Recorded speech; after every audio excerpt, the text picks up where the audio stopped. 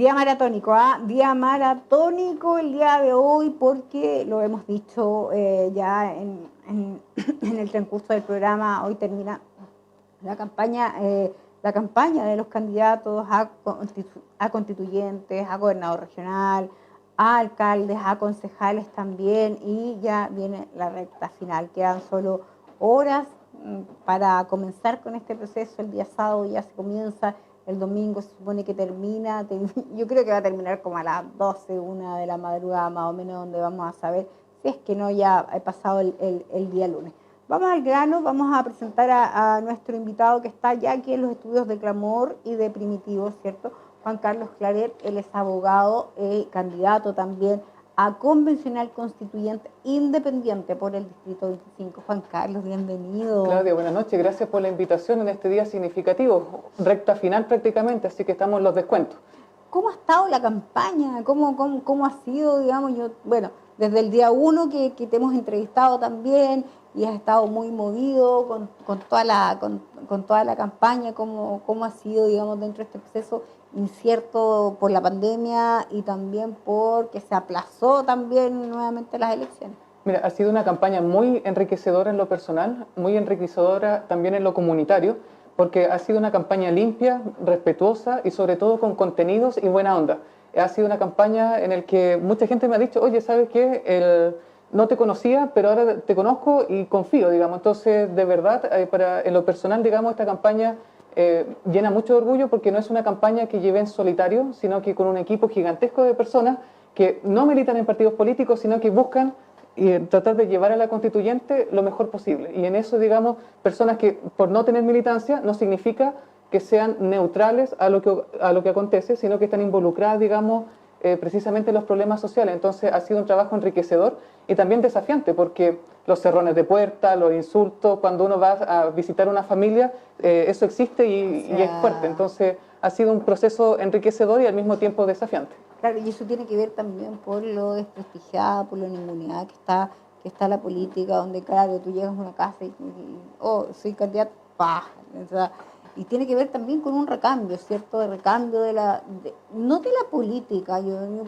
Yo considero, siempre he dicho que la política no es mala, todo lo contrario, es muy buena, pero los políticos quizás la cambian. El tema es que yo creo que es importante que la ciudadanía comprenda de por qué la nueva constitución es importante, porque el divorcio entre los políticos y la ciudadanía, entre la política y la ciudadanía, no es casualidad, obedece a un diseño de la política que tiene su origen también en la constitución, porque por algo se llama constitución política, porque constituye la política. Cuando se quieren hacer cambios, la constitución era la piedra de tope, sea cual sea el gobierno de turno, o sea, indistintamente por eso la gente dice izquierda o derecha da lo mismo, o sea, al final gobiernan igual. Bueno, ¿por qué ocurre eso? Porque la Constitución les dice, no, hasta aquí no pueden, hasta aquí llegan y no pasan.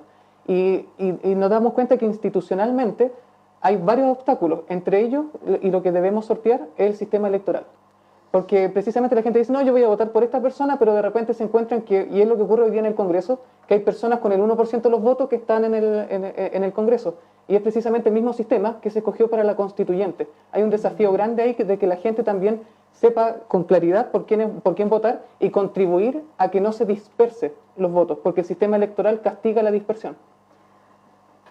Me gustaría, y me he hecho y nos han hecho varias preguntas con respecto al sistema electoral. Un sistema muy engorroso, ¿cierto? Que en el fondo hay un sistema de arrastre, de constituyentes distinto, y me gustaría que ahí tú me lo puedas explicar, ¿cierto? Me puedas explicar este proceso eleccionario, ¿cierto? Porque de repente uno dice, pero ¿por qué? Se pregunta, pero ¿por qué si este candidato tuvo 8.000 votos y en conjunto con otro que tuvo 5.000, ganaron estos dos, y en el fondo el que tiene 12.000 solo no gana? Entonces tú dices, pero ¿qué es lo que pasa ahí? Nos preguntamos todos por qué no gana el que tiene más votos. O sea, es como lo más lógico que entendemos. Y aquí están los pactos, los subpactos, y ahí ya estamos listos ya con Juan Carlos Claret, que está muy preparado y me encanta este programa, me encanta este bloque, Juan Carlos, porque también vamos a poder aprender nosotros, van a poder aprender nuestros televidentes de lo que significa este sistema electoral. Así que explícanos, por favor, Juan Carlos. Gracias, Claudia. De hecho, bueno, vamos a explicar el sistema electoral y quienes nos están viendo van a darse cuenta que nos volvimos bastante tecnológicos. Así que de fondo tengo una presentación que quisiera ir desmenuzándola con cada una de las personas que nos está viendo. ¿Ah? Lo cierto es que los constituyentes vamos a ser escogidos por un sistema electoral. ¿Y qué es un sistema electoral? Un sistema electoral es la traducción de votos a escaños. Es decir, un sistema electoral lo que hace es determinar cuántos votos se va a traducir en un escaño. En Chile existen múltiples sistemas electorales. Está el que se escoge con la presidencia de la República. El presidente gana en primera o segunda vuelta si es que tiene el 50% más uno. El alcalde tiene otro sistema electoral donde no hay segunda vuelta hasta ahora. El gobernador tiene otro sistema, los concejales tienen otro sistema y los diputados y senadores tienen otro sistema electoral que es el sistema de Hont. Y que es el caso que es el sistema que fue escogido para los constituyentes y que tiene bastantes particularidades y que es lo que quiero compartir con las vecinas y vecinos del Distrito 25, distrito que va desde la comuna de San Pablo, no lo olvidemos, hasta la comuna de Los Muermos. Son 12 comunas en total. Y quiero hacer un ejercicio hipotético para explicarle a la gente cómo funciona el sistema electoral, porque el gran riesgo de este sábado y domingo es la dispersión de votos. Probablemente ustedes ya lo han escuchado, pero ¿qué se entiende por dispersión? Lo cierto es que, como ustedes pueden apreciar acá, el sistema electoral, y de hecho cuando ustedes vayan a la papeleta, se van a encontrar de que hay listas. Y esas listas están constituidas por hasta 6 personas. En nuestro distrito, el 25, son solamente las listas de los partidos políticos, la lista del Apruebo, Chile Vamos y Apruebo Dignidad, las únicas que lograron acaparar, digamos, los 6 miembros de cada lista. Las listas de independientes no llegamos a los 6 miembros por cada lista, sino que con menos. Entonces, en este ejercicio hipotético, quiero explicarle a la ciudadanía lo siguiente. Es un ejercicio hipotético. Supongamos que el distrito 25 tiene solamente 1000 votos y de esos 1000 votos, la lista A saca, no alcanzo desde aquí a ver con detalle, digamos, la cantidad de votos que aparece, si no me equivoco, 400 votos. La lista A está constituida por partidos políticos y candidatos independientes, que es lo que uno generalmente asocia a es un independiente, pero que va por el respaldo de un partido político. Luego tenemos la lista del partido B, para no nombrar a ninguno, que también es de un partido político más independiente, pero está constituido por las 6 personas que en su totalidad suman 150 votos. La lista C, que es una lista completamente de independientes, obtuvo 310 votos y la lista D obtuvo 140 votos. Detengámonos un poquito aquí, no avancemos todavía. Si ustedes se fijan, el total está considerado con los votos total de la lista. Es decir, no es que 400 votos sacó un solo candidato, es que los 6 candidatos de la lista A obtuvieron 400 votos. Al mismo tiempo, los 150 de la lista B no es que un solo candidato obtuvo 150, sino que obtuvieron los 6 candidatos 150 votos. Y así se van sumando. Lo mismo ocurre con los independientes. En mi caso particular, como independiente, yo voy en una lista de independientes. Es decir, yo no voy como independiente con un cupo cedido por partido político, sino que voy, digamos, con otros independientes. Y eso va a tener una particularidad, que es lo que vamos a pasar a conocer a continuación. Y la lista D, si ustedes se fijan, no aparece como lista, sino que es la candidatura independiente de una persona que va sola. Porque somos varios los independientes, independientes que van en cupo de partido político, independientes que vamos en lista de independientes, y hay también personas que cuando usted revise la papeleta van a aparecer solos. Y vamos a ver en qué situación se encuentran cada uno de ellos. Siguiente. Lo que ocurre es que cuando se tiene la totalidad de los votos obtenidos por la lista, no por cada uno, sino por la totalidad, nos vamos a dar cuenta de que hay un número que se llama cifra repartidora, que es aquí el caldo de cabeza y es aquí donde entra la ingeniería electoral. Si usted me pregunta, los operadores políticos, ¿dónde tienen puesta la atención el domingo? Es en cuántos votos obtiene no un candidato, sino una lista, y al mismo tiempo, cómo se van a dividir, como lo vamos a hacer a continuación, cada una de las votaciones. ¿Qué es lo que ocurre? Que el sistema proporcional o el sistema de ON, que es el sistema de lista, lo que hace es decir, bueno, estas son las votaciones totales de cada lista y nos vamos a preguntar, ¿cuántos escaños se van a repartir? En el distrito 25 éramos 4 los escaños, pero para ceder un escaño a los pueblos originarios, los constitucionales, digamos que no vamos por escaños reservados, sino en escaños generales, vamos a hacer 3. Entonces, lo que va a ocurrir, esto no es, digamos, la votación, sino que es un ejercicio de matemática que nos va a servir para identificar qué lista tiene cuántos escaños. Si ustedes se fijan, aquí en la parte superior, se van a poder apreciar de que aparecen tres números, porque son 3, digamos, los escaños a repartir. Si fuéramos 8 los escaños a repartir, aparecería que vamos a tener que dividir cada votación por 1, por 2 y por 3, por 4 hasta llegar al 8. Pero como somos 3 los constituyentes que vamos a ser escogidos por ustedes este fin de semana, se divide por 3. Y de esa manera ocurre lo siguiente. Que en un cálculo simplemente de matemática, no es que estos sean las votaciones propiamente tal, sino que en el cálculo matemático para determinar los escaños, ocurre lo siguiente. La lista A, que obtuvo 400 votos, su resultado se divide por 1.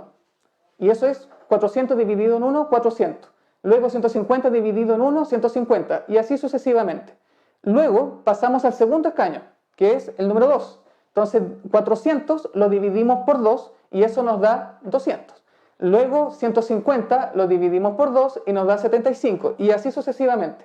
Y como somos 3 los constituyentes que vamos a ser escogidos en este distrito, llegamos y nos detenemos en el tercero.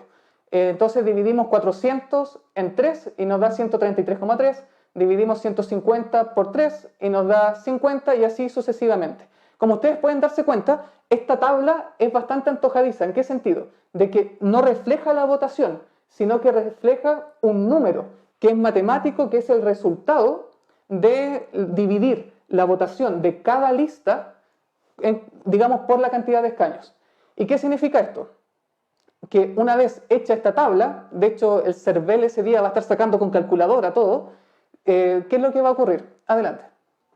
Que ustedes podrán darse cuenta de que hecha la tabla, ahora corresponde determinar dónde están las mayorías. Entonces, de esta tabla que acabamos de hacer, el número más alto, ¿cuál es? 400. ¿Cuál es el segundo número más alto? Siguiente, Patricio. Es exactamente 310. Y luego, de 310, ¿cuál es el número más alto? 200. Si ustedes se fijan, como son 3 los constituyentes a escogerse, se busca, después de haber hecho este cálculo aritmético, dónde están las cifras más altas. Y ustedes se van a dar cuenta de que la lista A tiene la votación más alta, que es 400, y luego tiene la segunda votación más alta. Es decir, a través de este cálculo matemático es que se va a determinar que la lista A va a llevar 2 de los 3 constituyentes versus la lista C, que es la lista de independientes, que va a llevar, digamos, al tercer escaño, que obtuvo 310 votos. ¿Qué significa esto? De que, si ustedes se fijan, la lista B, que no tuvo una votación mala, pero tampoco tan alta, no es que precisamente por sacar 150 votos va a tener inmediatamente un escaño. A decir verdad, lo que se hace es este ejercicio de matemática para determinar dónde están las mayorías más altas para, en virtud de este ejercicio de dividir la votación de lista por escaño, determinar si los escaños pueden irse hasta los 3 escaños en una sola lista, si es que la votación, digamos, alcanza, y si en el tercer dígito, que en la lista A hubiese sido, no sé, 311 votos, por ejemplo, habríamos tenido que la lista del partido A se hubiese llevado los 3 escaños. ¿Qué significa esto? Adelante, Patricio. Que es precisamente donde la lupa va a poner la atención ese día, es en las listas donde se van a distribuir los escaños. Es decir, yo sé que esto es extenso, sé que no es tan fácil y tan intuitivo, pero es importante para que la ciudadanía se informe. Entonces, en una primera etapa, ¿qué es lo que hicimos? determinamos cuáles son las listas con sus votaciones y esas votaciones nos van a dar un resultado si es que dividimos el total por la cantidad de escaños. Con eso logramos determinar cuáles son las listas que se van a llevar los puestos de constituyente. Ahora, la pregunta que viene es, dentro de cada lista, que como les mencioné podía ser de hasta 6 personas, ¿cuál es la candidatura que va a quedarse con el puesto? Porque de los 6 candidatos por lista, la lista A va a llevar solamente 2, o sea, hay 4 que pierden, y al mismo tiempo, de la lista C, solamente una persona va a obtener el cupo. Entonces, ¿quién es? Entonces, de la lista A, que tiene 2 escaños, lo normal, y uno podría decir que es la persona, adelante Patricio, la persona que va primera en la lista, que lleva 100 votos, y luego le continúa la persona número 2, que tiene 95 votos. Es decir, en condiciones normales, uno diría, las 2 primeras mayorías de la lista A son las personas que van a ser escogidas constituyentes. Y también, adelante Patricio, la tercera persona que va a quedarse con el cupo es la primera mayoría de la lista C. Entonces, como se puede apreciar, no es inmediatamente que, yo soy el que obtuvo la mejor votación, el que voy a resultar electo. Lo que hace el sistema es preguntar, bueno, señor candidato o señora candidata, ¿su lista fue la más votada? Porque si su lista no es la más votada, puede ser que usted saque una muy buena votación, pero por este cálculo matemático que estamos haciendo, uno queda en desventaja. Por eso es importante la composición de listas. Pero esto es en condiciones normales, porque lo cierto, Claudia, es que esta elección tiene otra particularidad, que es la paridad. Por eso, ¿qué va a ocurrir en un escenario de paridad? Si ustedes se fijan, las 2 primeras mayorías, esas personas que obtienen la primera mayoría, supongamos que son hombres. Las que están con el círculo rojo, supongamos que son hombres. Entonces, ¿qué es lo que ocurre? Que la paridad, que es una exigencia constitucional a la Convención Constituyente, exige de que, particularmente en nuestro distrito, que es impar, haya por lo menos 2 mujeres y un hombre, o 2 hombres y una mujer. Es decir, los 3 cupos no pueden ser solamente de un mismo género, tienen que ser intercalados, hombre-mujer o mujer-hombre, como sea, pero no puede haber una sobrerepresentación masculina ni una sobrerepresentación femenina. La idea es que sea 50 y 50. Como es imposible dividir 3, digamos, en un número exacto, entonces aquí se permite que puedan ser 2 hombres y 2 mujeres, y un hombre y una mujer. Entonces, lo que va a ocurrir ahora es Juan Carlos, ¿me escuchas? Claudia, sí. Sí, disculpa que te interrumpa, cosa que no pasa con las otras elecciones. O sea, esta es la única elección, digamos, que tiene este sistema y que tampoco va a pasar en las próximas que se vienen, que son las senatoriales y de diputados, ¿no? Claro, o sea, esa va a ser una discusión para el Congreso, particularmente de aquí a noviembre. Si es que el Congreso se pone de acuerdo que para las próximas elecciones, que son en el mes de noviembre, se va a tener que igual incorporar la paridad, eso es una discusión abierta y que va a ser, yo creo, un tema a discutir, y yo creo que la elección de este fin de semana va a servir como un termómetro para captar si es que la ciudadanía cómo responde, digamos, a esta elección inédita, no solamente en nuestra historia de Chile, sino también universal, porque recordemos que no ha habido una convención constituyente paritaria en la historia de la humanidad. Los ojos van a estar puestos sobre Chile. Entonces la pregunta ahí es, ¿cómo va a operar la paridad a nivel electoral? Y aquí ocurre lo que para muchos les generaba como preocupación, porque lo que ocurre es que, como ustedes pueden ver, supongamos que las 2 primeras mayorías son hombres. Entonces la tercera mayoría va a tener que ser una mujer. Pero ¿de dónde sale esa mujer? Esa mujer va a salir de la misma lista. Va a salir de la misma, entonces, lista. ¿Y cómo va a operar? Entonces, en el caso anterior, veíamos que el número 2 de la lista A, que tiene 95 votos, era la persona que correspondía que se quedara con el escaño. Pero, supongamos que el 2 también era hombre, entonces lo que va a ocurrir es que esa persona tiene que ceder su cupo para... Adelante, Patricio. Supongamos la persona número 4, que obtuvo 80 votos. Y este era el tema de la discusión para definir si es que la convención debía ser o no paritaria, porque muchos lo interpretaban como meterle la mano a la urna, porque ya el sistema de lista hace de que no necesariamente el candidato individual más votado sea el que resulte escogido, sino que la lista más votada sea finalmente la que distribuya entre ellos los escaños. Y ahora, siendo que dentro de la lista podría ser de que las principales mayorías sean hombres, lo cierto es que empieza a correr el lugar hasta la primera mayoría femenina.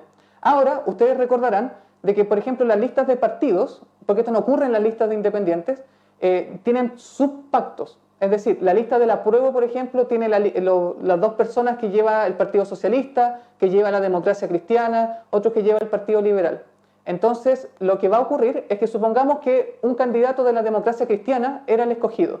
Si esa persona tiene la tercera mayoría y es hombre, tiene que ceder su puesto a la mujer dentro de la lista del apruebo que tenga, entonces, que sea su compañera de fórmula. Entonces, en el caso hipotético, por ejemplo, que un candidato de la Democracia Cristiana resulte escogido y tenga que ceder su cupo, resultará escogida entonces la mujer que la acompaña dentro del mismo partido en la misma lista. Yo sé que esto suena como un trabalengua, pero digamos, este es el mecanismo electoral que el Congreso el 15 de noviembre del 2019 definió para la Convención Constituyente. Lo mismo ocurre que qué pasa si fueran puras mujeres. La tercera mayoría femenina va a tener que ceder su cupo a quien le sigue en la misma lista que sea varón. Entonces, esto es lo que funciona. Entonces, si ustedes se fijan, incluso pueden recordar que en una de las láminas anteriores yo les hice el alcance de que había una cuarta lista, que era la lista D. Y esa lista, esa no era una candidatura en lista, sino que era una persona que iba solo en la papeleta, pero que logró juntar solamente 140 votos.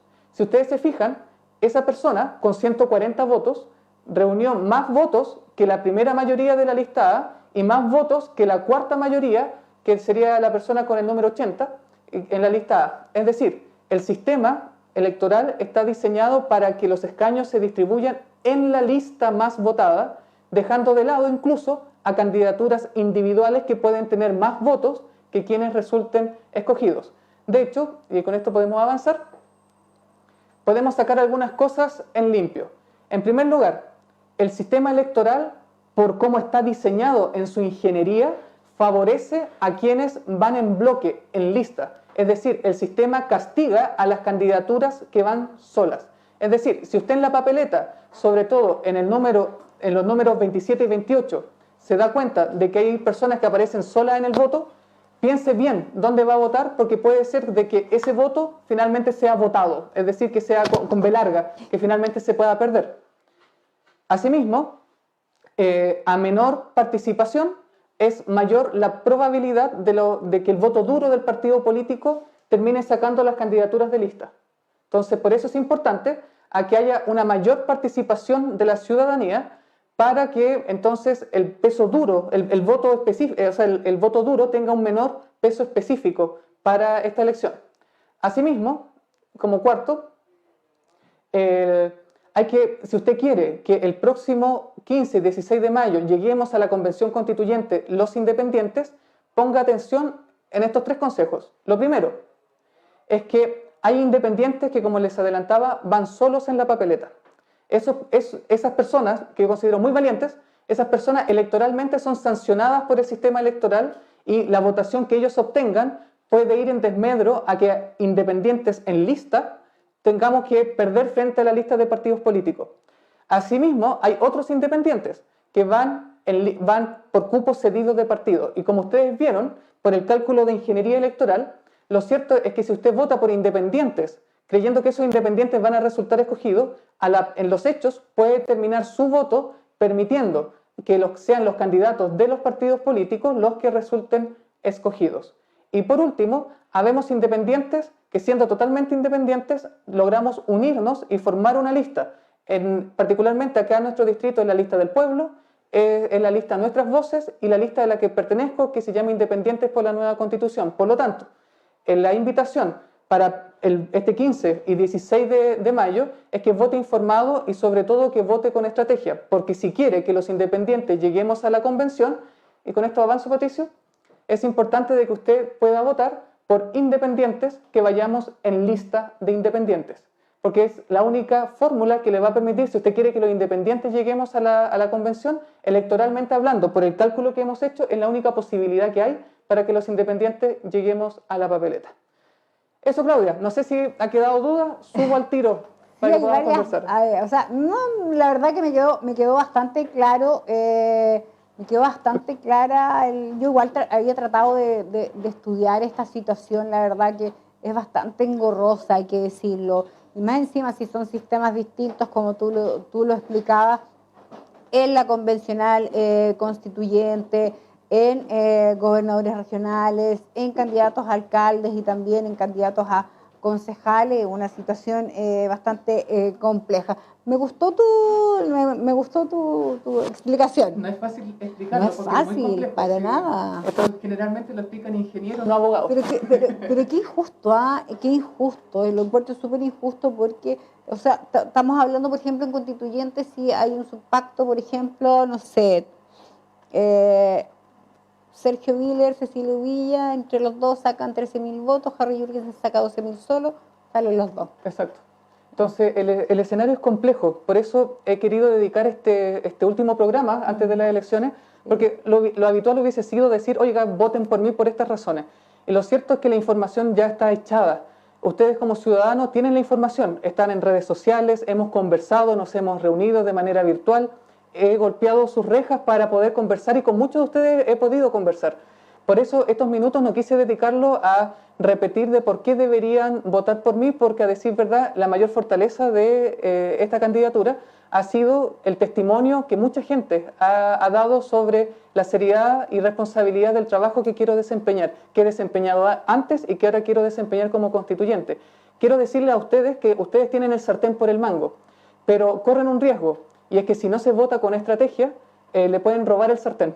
Por eso es importante que si quiere votar y quiere participar y quiere que los independientes lleguemos a la convención, es que vote con estrategia, porque el sistema electoral, si es que los votos se dispersan, puede terminar haciendo que su voto, si vota por independiente en lista de partido, termine beneficiando a los candidatos de partido y no al independiente que usted quiso apoyar, y al mismo tiempo puede hacer de que finalmente listas queden doblando, digamos, y se queden con 2 o 3 de los escaños, digamos, a distribuir.